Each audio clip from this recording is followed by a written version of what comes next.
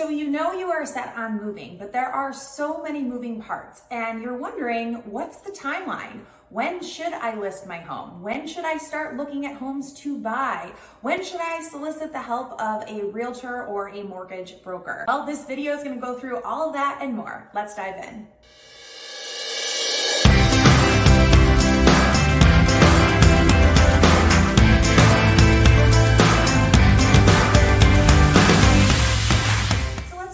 About when to list your home. And a lot of times when listing your home, it has to coincide with when you are going to be ready to buy. So the first thing that I would recommend doing is reaching out to a mortgage broker or mortgage banker and get an idea of what you are approved for in your new home.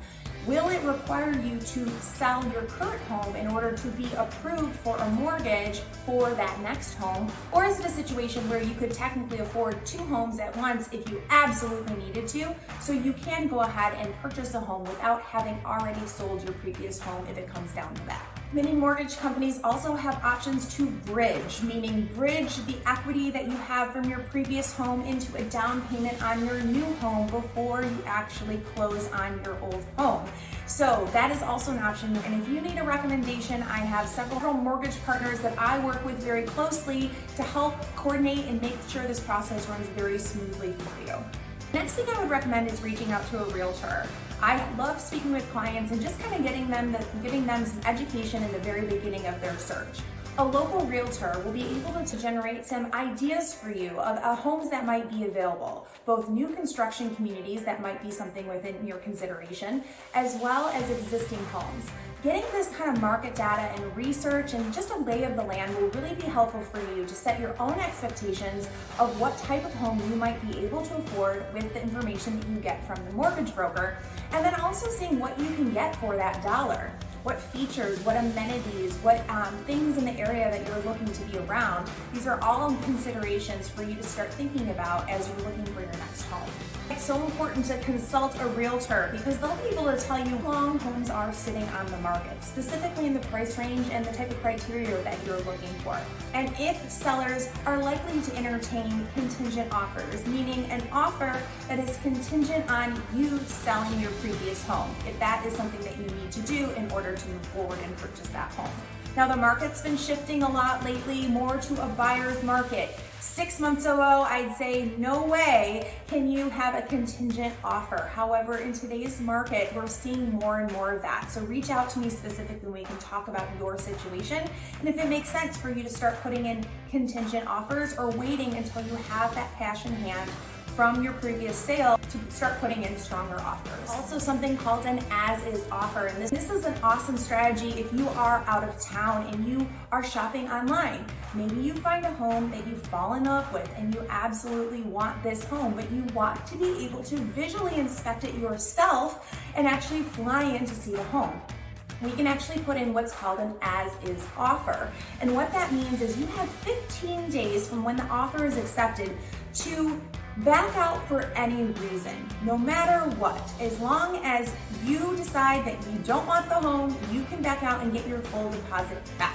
So this is a really great option that I offer to my buyers if you do want to move forward with the home, but you're not quite sure because you just want to make sure you can fly in, see the home, and solidify that. When you speak to that agent, you also want to talk about your current home and what it might be valued at in today's market. Now, this market is always changing and going up and going down.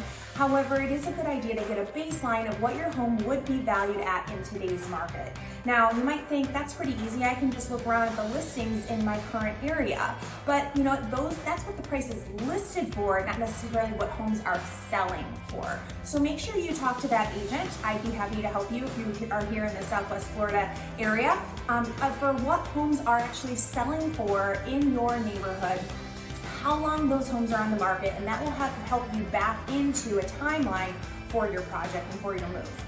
Now, if you're not local to the area, but you do want to move to Southwest Florida, I can absolutely help you on the buying side, but I can also refer you to one of my trusted partners in your local neck of the woods. I'm part of a large brokerage with many professionals across the country and across the globe. So I'd be happy to connect you with a local partner that I know that I can work well with to make sure that this flows as seamlessly and smoothly for you as possible. Now, if you are going the new construction route, you're going to want to hang on to your current home longer, or you're going to have to get a rental while your home is being built.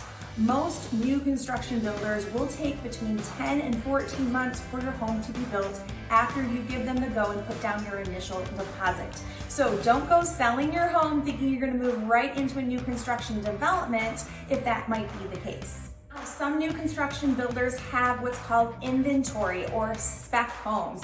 These are homes that are already underway in construction and might be available in the next couple of months. So if you have your eye on a specific neighborhood, reach out to me and I'm happy to contact that builder to see what spec or inventory homes are available that might be a quick move opportunity for you. Now, if you're relocating to an area, for example, I relocated from Michigan to Florida 2 years ago and I built a new home. What my family decided is we were going to rent for that first 9 months while our home was being built. We wanted to establish our location, get our home sale behind us, have that cash on hand, and then rent for the next 9 months, get the kids in school, get settled in the neighborhood, start meeting our neighborhood. So we actually rented in the same neighborhood that we were building. So if you're interested in taking a look at what rentals might be available in a new construction community that you have your eye on, reach out and I'd be happy to work with you. So let's talk about the timeline. Initially, you want to meet with a realtor at least a month before you decide you want your home to go on the market. Typically, in many markets, we're seeing homes sit on the market up to 2 or even 3 months at this point. So if you know, for example, you want to move in December, you want to start that conversation as early as September with a realtor so that you can get your home staged, photographed, and live on the market by October. At that point, you will have a full 90 days until the end of the year to actually sell your home if you know you want to be out in December. So take a look at your timeline and when you would ideally like to move and kind of work backwards that way. If you've lived in your current home less than 2 years, another consideration is capital gains taxes. You might have to pay extra taxes if you leave your home and earn a profit within 2 years of living there. So talk to your financial advisor about capital gains taxes and how that might impact your situation.